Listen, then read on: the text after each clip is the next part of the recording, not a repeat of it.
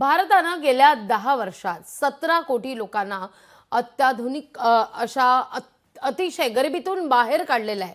अत्याधिक गरिबीतून बाहेर काढलेलं आहे. भारतात रोजगाराच्या संधीमध्ये वाढ झाली असल्याचं वर्ल्ड बँकेच्या पॉवर्टी अँड इक्विटी ब्रीफ या अहवालात स्पष्ट करण्यात आलेलं आहे.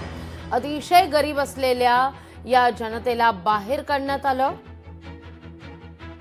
गरिबीतून असं सांगण्यात येत आहे.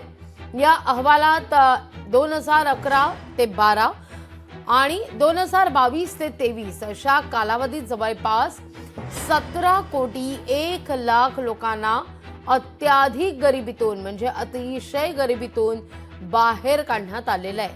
ग्रामीण आणि शहरी गरिबीतील फरकही 7.7% हा घटून 1.7%वर आलाय.